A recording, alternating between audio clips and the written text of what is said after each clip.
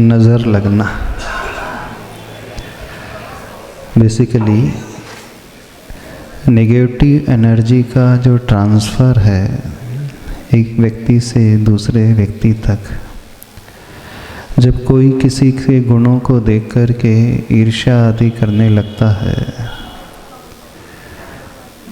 तो उसका प्रभाव उसके ऑरा पर पड़ता है, आभामंडल पर पड़ता है।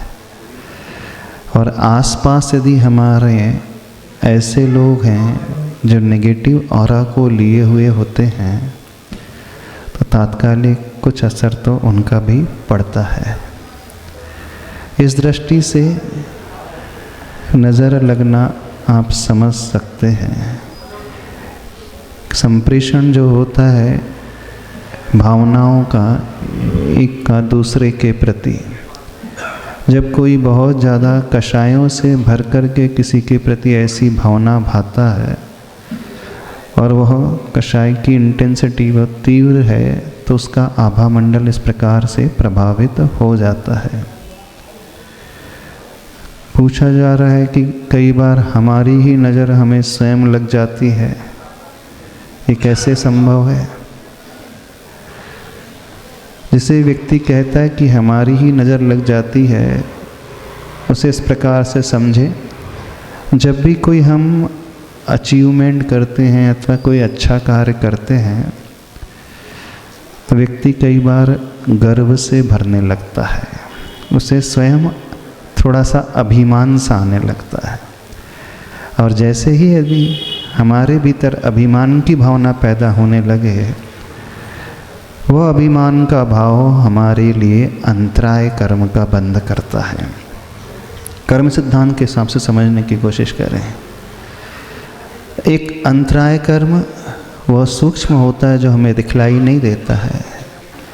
मनोविज्ञान के अनुसार जब हम अभिमान की भावना से भर जाते हैं तो उस समय हम कुछ भी कंस्ट्रक्टिव नहीं कर पाते हैं, सृजनात्मक नहीं सोच पाते हैं। हमारी क्षमता के आगे कुछ ऐसा बैरियर सा आ जाता है, अर्थात हमारी वो जो एनर्जी थी, नेगेटिव एनर्जी, वही हावी होने लगती है तो तात्कालिक उस समय वो एक ब्लॉक जैसा क्रिएट कर देती है। तो ये कर्म सिद्धांत के अनुसार भी है और अभिमान की मनोविज्ञान के अनुसार भी है।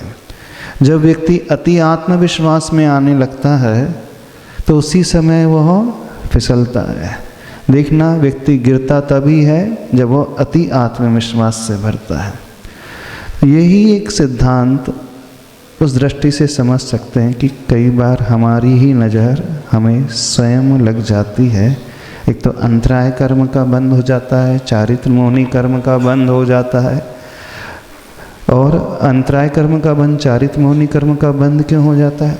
क्योंकि जब कोई व्यक्ति कषाय से, मान कषाय से भरता है तो नियम से वह दूसरों को इन्फीरियर मानेगा, अपने से कमतर मानता है।